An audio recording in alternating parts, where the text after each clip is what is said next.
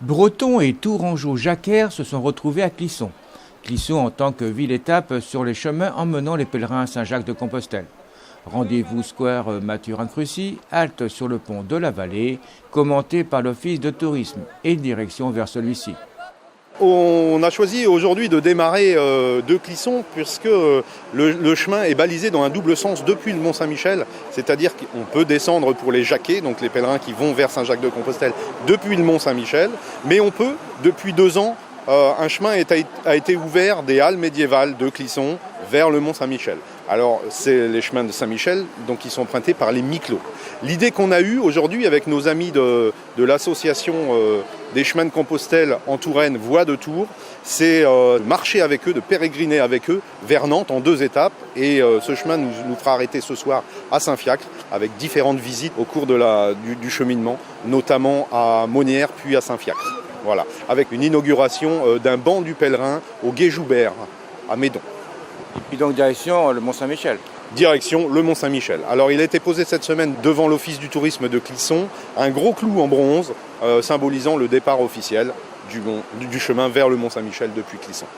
Donc Clisson va devenir une ville importante pour les pèlerins ? Alors Clisson est déjà une ville importante pour les pèlerins qui vont de Bretagne, qui descendaient vers Saint-Jacques-de-Compostelle, puisque comme tout le monde le sait, Clisson était la dernière marche de Bretagne, le dernier emplacement du duché.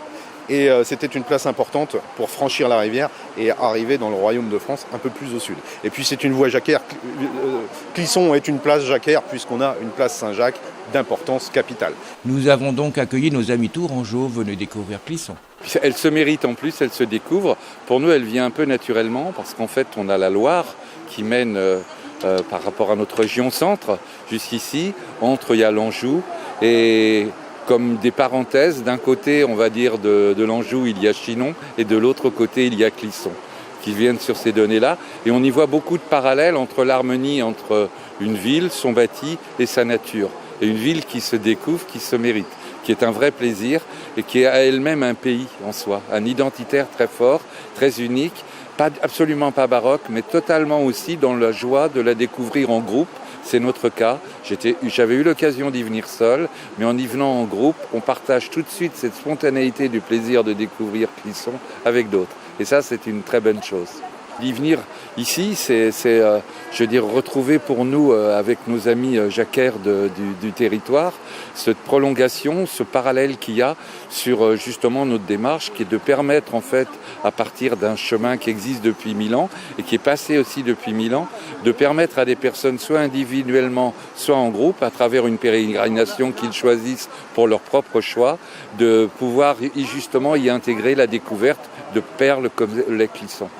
Rendez-vous et pèlerinage cordial et sympathique sous un soleil radieux, comme Clisson sait le faire pour accueillir les pèlerins de Saint-Jacques-de-Compostelle. Et cela depuis bien longtemps maintenant.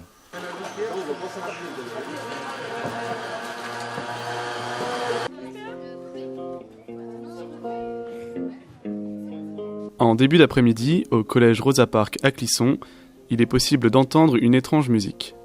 Des siestes musicales ont en effet été mises en place depuis septembre 2018. Mais qu'est-ce qu'une sieste musicale ? C'est un concert allongé, après on parle de sieste parce que l'idée c'est que éventuellement on peut s'endormir. En tout cas la musique qui est proposée, elle est propice à ça.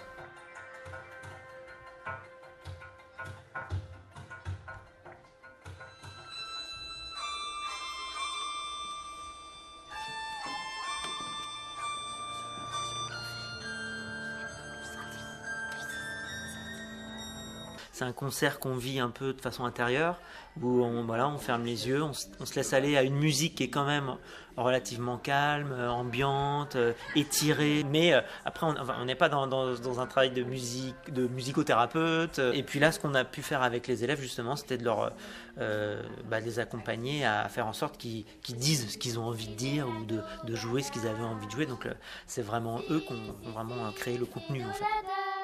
Yakusinelado bana, bana, yakusinelado Pourquoi ce qui t'arrive en ce moment t'arrive à toi? Va devant ton miroir et regarde. Est-ce que vous pouvez nous dire comment ça a évolué depuis septembre? C'était une sieste que nous on avait fait juste tous les deux. Alors que là, ce que vous venez de voir, c'est le résultat du travail avec les élèves. C'est-à-dire que c'est eux qui ont manipulé les sons, qui les ont arrangés ensemble, qui ont proposé des textes. Enfin, voilà. Ce qui s'est passé aujourd'hui, c'est leur production, quoi. Et c'est vraiment le résultat d'un an de travail ici, in situ, dans le collège, pour tous les deux, avec effectivement l'idée que ce qu'on avait joué, c'était pour leur présenter comment nous on abordait les siestes musicales, qu'est-ce que c'était ce concert allongé. Et donc nous on est venu avec une ossature, un canevas.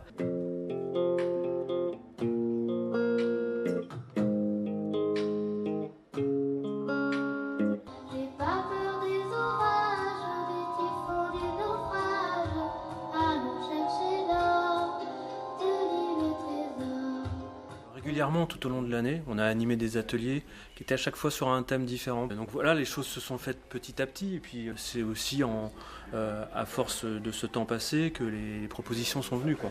Comment vous prévoyez un peu l'avenir de cette sieste musicale?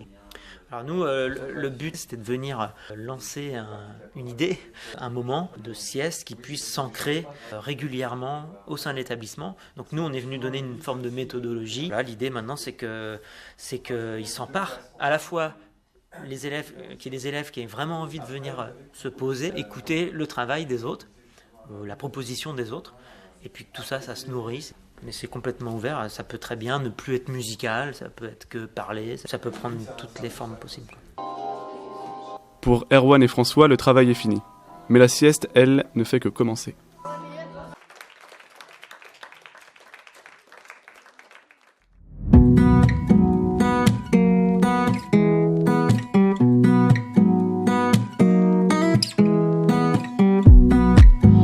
Bonjour, et bien ici nous sommes aujourd'hui à Cudan, au Mortier, à côté de Clisson, où se déroule le réseau des entrepreneurs. Un réseau d'entrepreneurs réalisé, organisé par un média local, TV Sèvres-et-Maine. Pourquoi tous ces entrepreneurs viennent à ce réseau, viennent se retrouver ici? Quel est leur intérêt? Quel est leur enjeu économique? Venez avec moi, on va le savoir tout de suite. On y va?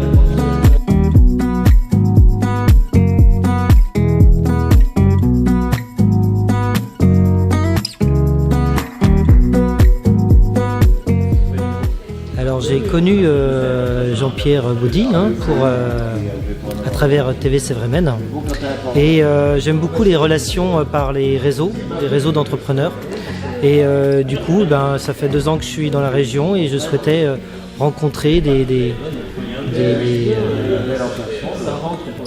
entrepreneurs locaux. Le fait d'adhérer dans un groupe partenaire comme celui-ci, c'est d'apprendre à côtoyer plein de gens, à découvrir plein de choses. Aujourd'hui, on découvre la cuisine brésilienne et c'est grâce à des réseaux comme celui-ci qu'on arrive à découvrir les gens, les spécificités de chaque région déjà, et puis aussi de trouver des entrepreneurs qui ont des fois les mêmes affinités que nous et on peut permettre effectivement de pouvoir travailler ensemble. Oui, ça me permet de rencontrer des gens qui travaillent, qui ont leur entreprise et c'est ma façon de me faire connaître pour pouvoir aussi vendre mes prestations d'agence de communication. Donc en fait je propose de la création de noms, de la création de logos, des affiches, des plaquettes, tout ce qui touche la communication, du site internet et du référencement. Bon, c'est une découverte à chaque fois, que ce soit du pays, que ce soit des spécialités, que ce soit des entreprises de la région. Et s'il y a affinité, bien sûr, on peut travailler ensemble.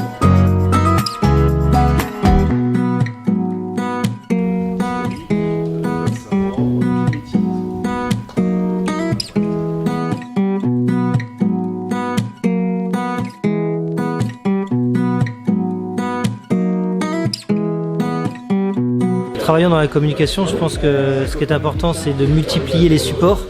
Plus on est vu, mieux c'est. Et TV Sèvres-et-Maine est vraiment un outil local, très humain, très proche des gens. Et donc je crois que ça me paraît intéressant d'avoir une visibilité sur TV Sèvres-et-Maine sous forme de vidéo, mais sous forme d'encart aussi, et participer aux soirées. Donc ça me permet de pouvoir développer son relationnel, mais pas que dans le côté argent, business, comme dit maintenant, moi j'aime bien parler français. Et ça permet effectivement d'apprendre plein de choses au niveau de la culture, au niveau du savoir, au niveau des connaissances, au niveau de plein de gens, ce qu'ils peuvent nous apporter de façon très éclectique. C'est ça le réseau, c'est ça qui est important.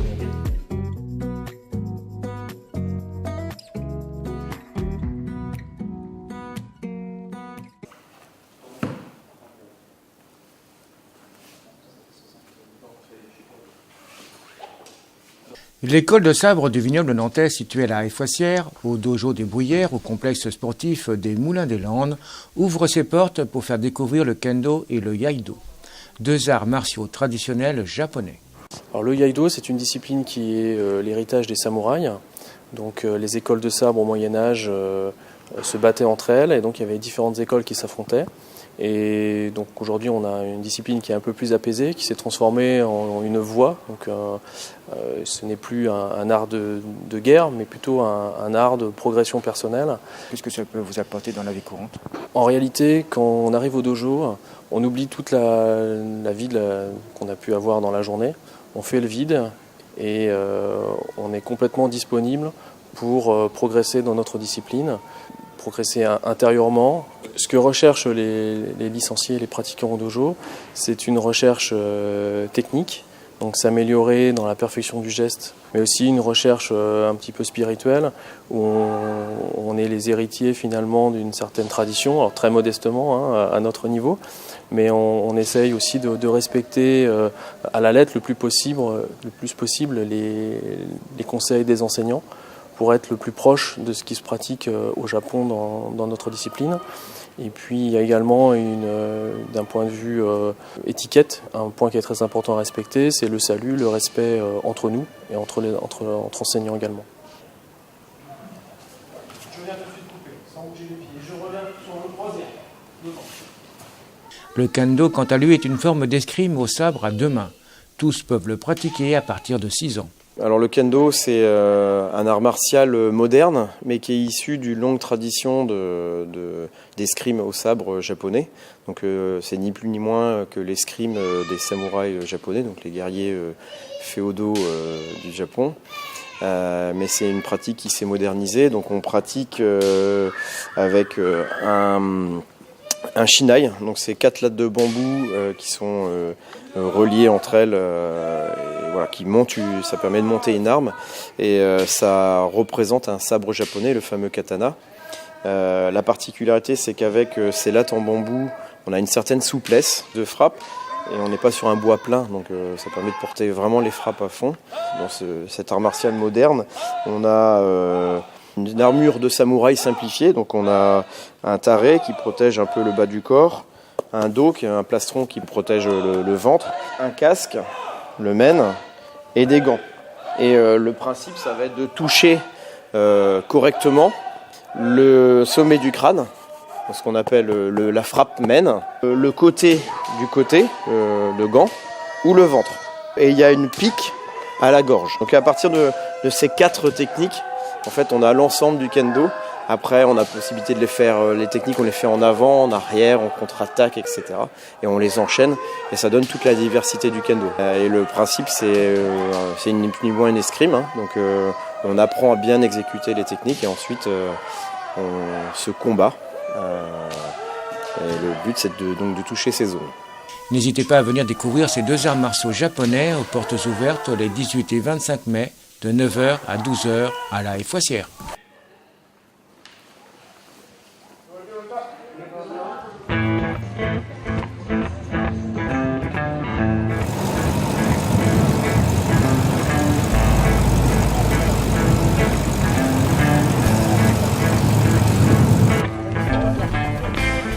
Les Trackers de France, pays de la Loire, et Backers du vignoble se sont rassemblés au chai du Pontreau à Moutillon.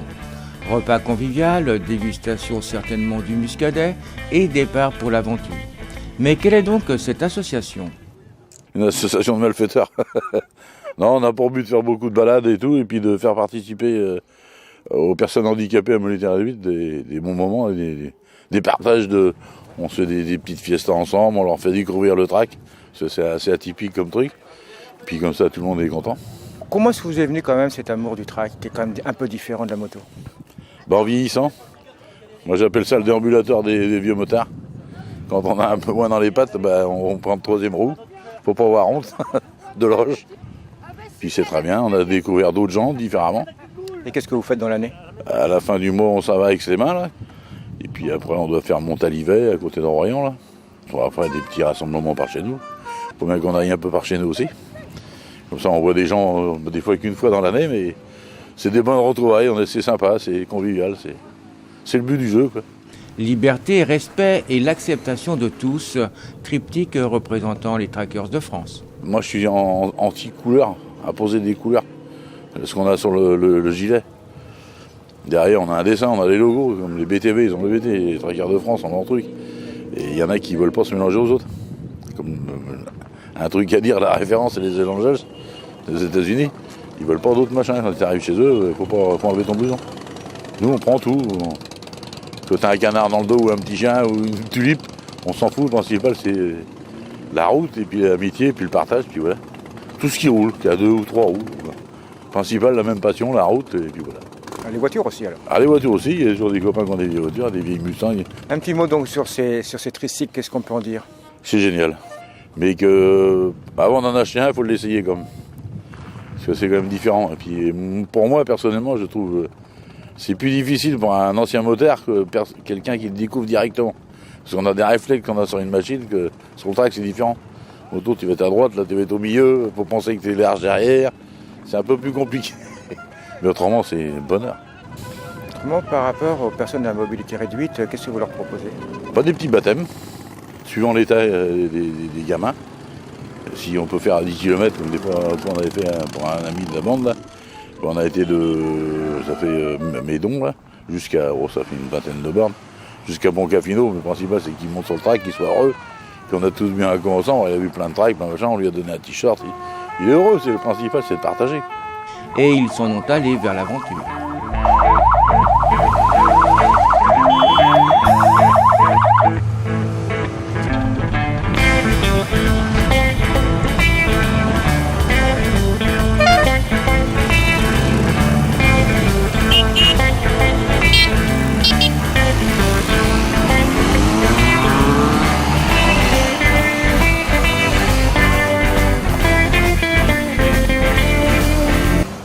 Une chanson courte que chantait le cri du cru. C'était du yaourt et pourtant il a plu. J'ai gagné. Je serai l'agneau si vous êtes le loup, pour que le bien chasse le mal qui est en vous. Qui est en vous. Au bout d'un moment c'est chiant. C'est sûr que tu rallonges pas la musique. Jetez vos mains, jetez vos mains. Tous ceux qui dansent face à la police nationale sur son très très vieil anon. La taritatène, la taritaton. La taritatène, la taritaton. Énervez-vous pas mon fils, il est dans le cabanon. Il est dans le cabanon. La taritatène, la taritaton. La soirée se passe admirablement bien, je suis ravi de voir une belle affluence ce soir. Autour de l'humour, fallait oser parce que c'était un nouveau concept qu'on explorait. Vraiment ravi, c'est sympa de voir les gens heureux, rigoler. On a des super spectacles, le Smartos, très bien. Allez, on va chercher le chien. Mais non, monte en quad. C'est pas souvent que je me promène en quad. C'est toujours une chance. J'ai peur, papa. Ouais, bah t'inquiète, moi j'ai ma ceinture de sécurité. C'est quand même sympa d'habiter le vignoble, hein. C'est loin pour aller au supermarché, mais c'est sympa. Oh, regarde, papa, là-bas, il y a des canards. Ouais. Et là, il y a des chevaux. Ouais. Et là-bas, il y a Pierre-Yves qui fait... Regarde pas ça, c'est dégueulasse. Simon Cogent a été super. Les Bretons sont-ils tous des alcooliques? On m'a parlé du thème principal de la soirée, du coup la Bretagne. Tu peux m'en dire plus sur ta passion pour la Bretagne? Si j'ai lancé Celticae, cette marque de vin bretonnante, c'est bien évidemment pour revendiquer cette Bretagne que l'on a ici même sur le Palais et sur tout le vignoble nantais, avec une géologie bretonne, un climat breton. On ne va pas mourir, personne ne va mourir. Vous êtes confrères qui commence vraiment à nous agacer. Mais toi, ça va. Arrête maintenant, Stéphane, hein. On en a marre. Comment tu penses que ça évoluera dans l'avenir? Alors l'évolution future, je ne l'ai pas encore. On avisera, on a déjà un petit projet pour 2020 pour fêter les 100 ans du vignoble. Ça restera un festival musical, un festival d'humour. peut-être les deux, je ne sais pas, on verra. Les Alpes de Bretagne. Magali. Mitraillette. À gauche, mitraillette. On voit qu'il y a beaucoup de gens qui font la danse folklorique. D'où est venue cette idée de faire un spectacle sur la Bretagne? C'est parce que je me suis rendu compte que moi je fais guide touristique et je fais découvrir la Bretagne aux touristes. Et je me rends compte que mes copains bretons ne sont pas au courant de certains aspects de notre culture, notre histoire, notre patrimoine. Le public suédois, qu'est-ce que tu en as pensé? Super accueil, on a bien rigolé, ça a pris dès le début. C'est toujours la hantise de monter sur scène, faire ses premières vannes, est-ce que ça va passer, est-ce que ça va pas passer, comment ça va être pris. Et là ça s'est très bien passé dès le début et ça me met en confiance du coup et puis je m'amuse quoi. Sans hier et sans demain, aujourd'hui ne vaut rien. Ben moi ce soir, j'ai essayé de vous dire...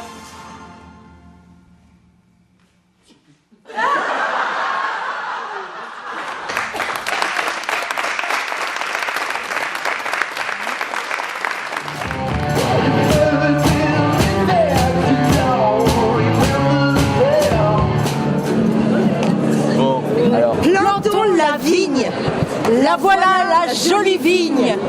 Vigny, vigne, vignons le vin. La voilà la jolie vigne au vin. La voilà la jolie vigne. Ils nous reviennent sous les halles de Clisson, les pots de vin et de sud table bien entendu. Un événement sur le thème des vins bio et naturels avec de nombreuses animations, concerts, sérigraphies, projections, rencontres et lectures. Une des animations très prisées du public, la dégustation de vin.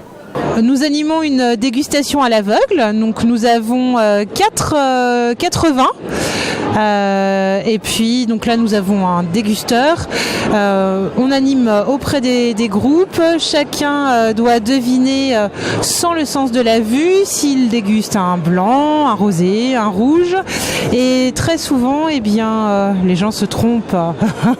Événements aux exposants très éclectiques faisant la richesse des pots de vin, comme l'association Kraken, réalisant de la sérigraphie avec de l'encre à base de lit de vin. Puisqu'on est dans la thématique des vins naturels, on a décidé de faire quelque chose de complètement en cohérence, alchimique et en cohérence, avec quelque chose d'expérimental qui s'appelle la lit de vin. Donc ça, on peut ancrer, sentir, voir, manipuler. Toucher la matière. C'est magnifique. Et sentir le bon vin. Le vin associé bien évidemment au pain, avec la présence d'Alexis Viau, paysan boulanger à la Chapelle-Lin. Je vois qu'il y a plein de monde, il y a l'animation, ça fait plaisir, les gens viennent, dégustent, ils me rencontrent, je suis content de les rencontrer aussi. Et alors toi, tu es paysan, boulanger, ça veut dire que tu fais tes semences, tu cultives, tu fais ta farine, tout ça, et puis tu transformes? Exactement, je cultive mes blés, mes seigles, je fais des prairies également, mes brûleries pâturent mes prairies. Et donc je transforme en farine, je transforme en pain par la suite. Tu démarrais juste 2017, c'est le premier millésime. Toujours un plaisir d'être à Clisson. Bonne ambiance, des gens intéressés, très curieux, goûter. C'est quoi les vins bio, c'est quoi les vins nature, c'est quoi la biodynamie. Que des gens très curieux. Donc ça fait des beaux échanges. Et puis là, à cette heure-ci, il me reste 5 bouteilles. Donc les gens se font plaisir aussi. Des animations pour tous, petits et grands. C'était un vrai pot, c'était super. C'est difficile? Oui, très. Ouais? Oui. Mais t'es content? Je suis super content quand même d'avoir réussi. Quant aux visiteurs... Et c'est la première fois qu'on vient à Clisson et on est amateur de vin et on voulait découvrir des vins bio et nature. D'accord. Voilà. Et on voulait découvrir des vins locaux, bio et nature. D'accord. Mais on n'a pas pris que du local, mais là on est super enchantés de ce qu'on vient de déguster là, formidable. Première fois Clisson. Première fois Clisson? Ouais, et très bon. La qualité. Ouais, très bonne initiative et vraiment sympa. Rencontrer des vignerons, rencontrer des gens qui font leur vin et qui en parlent avec amour. Et non, c'est vraiment très bon. Des consommateurs recherchant qualité gustative, mais aussi le bio. De plus en plus, on va dire. Parce que c'est vrai qu'a priori, on s'aperçoit qu'il y a quand même beaucoup de pesticides qui ont été mis dans les vignes depuis des années et des années. Et puis on revient à des méthodes un petit peu plus naturelles. Donc on aime autant boire quelque chose qui ne nous fait pas trop de mal. Hein. Aujourd'hui, notre cœur ne s'est pas amoché sur quelques roses au scotch brut de la vie. Au contraire. Et c'est tout fringant d'y dire que nous nous versons un verre de vin, que nous buvons comme un grand verre d'air pur.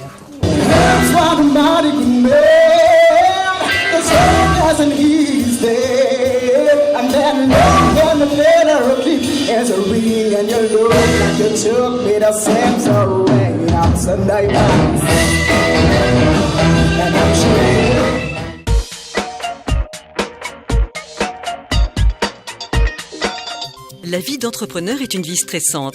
C'est ce qui ressort de l'étude sur la santé de ceux qui entreprennent, menée par la fondation MMA des entrepreneurs du futur.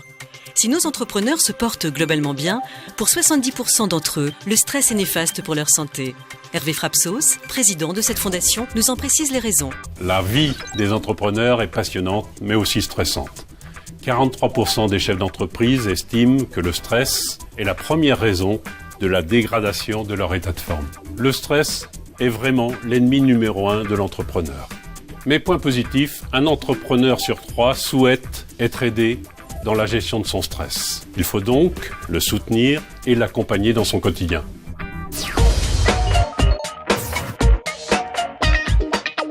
Lucie Pascuto, sophrologue et spécialiste de la méditation de pleine conscience, nous explique comment combattre le stress. Saviez-vous que les neurosciences démontrent aujourd'hui les bienfaits de la méditation sur la régulation du stress ? Voici un exercice simple que vous pouvez mettre en place dans votre quotidien. Fermez les yeux et portez toute votre attention sur votre respiration. Sentez le contact de l'air, sa température. Est-ce que l'air est chaud, froid, tiède ? Puis inspirez profondément pour remplir vos poumons au maximum en marquant une suspension poumon plein.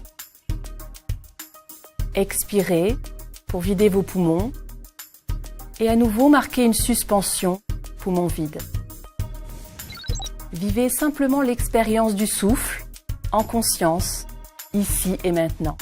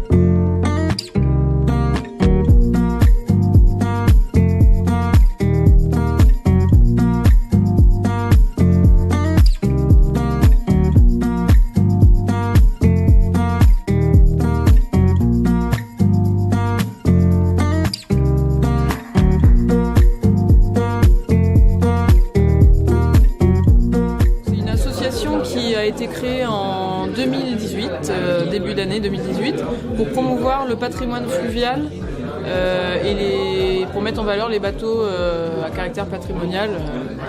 Donc on est basé à Nantes et on est 4 marins professionnels ou plaisanciers à l'origine de cette association. C'est un nom qui nous parlait bien parce que parce que c'est un projet un peu fou. On s'est lancé un peu là-dedans sans savoir à quoi on allait s'attendre. On se retrouve avec 10 escales, c'est génial, quoi. Notre projet a beaucoup pris dans les... Enfin, on a semé des petites graines et tout a poussé. On ne s'y attendait pas, on pensait qu'on serait sur 4, 5 escales, voilà, on en a 10. C'est aussi un projet fou dans le sens où il faut quand même... ça demande un travail assez important d'organiser tout ça. Et puis c'était le nom nous plaisait, quoi. Donc le côté barge, c'est un côté la barge qui flotte et puis barge un peu foufou. Voilà, c'est un jeu de mots. On arrive aux barges. Traditionnel nigérien, donc essentiellement de la Loire, qui à la base permettait le transport de marchandises, de bétail, et qui sont plats et qui ont cette forme en levée devant pour permettre justement d'accoster sur les berges et de décharger ces marchandises. Donc c'est aussi cette spécificité qui nous a amusés, puisque notamment pendant les concerts sauvages, on venait vraiment avec l'avant se poser sur la berge et nous décharger de la musique plutôt que des marchandises, mais c'était cet esprit de venir vraiment sur la berge. Le festival qui s'appelle La Rive aux Barges, c'est un festival flottant, donc sur l'eau, itinérant, parce qu'il y a des escales avec des endroits différents. Et donc c'est un festival qui a lieu du 11 juillet au 1er août 2019 sur le canal de Nantes à Brest, avec 10 escales, c'est échelonné entre, on va dire, entre Petit-Mare et Malétroit. Cette année, c'est la 4e édition des Jeudis du Port à Nort-sur-Erdre. Ça nous paraissait évident de pouvoir co-construire ce lancement ensemble, que ce soit pour vous l'occasion d'avoir déjà un public qui est là, pour nous de partager, parce que c'est pas... Les Jeudis du Port, c'est pas quelque chose qui nous est propre, c'est quelque chose qu'on aime bien aussi partager et ouvrir à d'autres envies, d'autres initiatives et d'autres programmations. Et voilà. On est sur de la programmation éclectique, familiale, adressée à tous. Donc il y aura un peu de musique latino-américaine, de la chanson française, du conte. On est encore musique de l'Est, voilà, on est vraiment c'est très axé musique avec un peu de conte et on va dire très éclectique. On s'est mis un objectif de 2000 personnes, de 2000 spectateurs attendus sur tout le long du festival, avec une moyenne de 200 personnes par escale, il y en a 10, donc voilà. On est sur à peu près 2000 personnes. Au niveau des bénévoles, on attend on aura une cinquantaine de bénévoles tout le long du festival. On est sur à peu près 30 artistes programmés au total, entre des solos, des duos, des trios.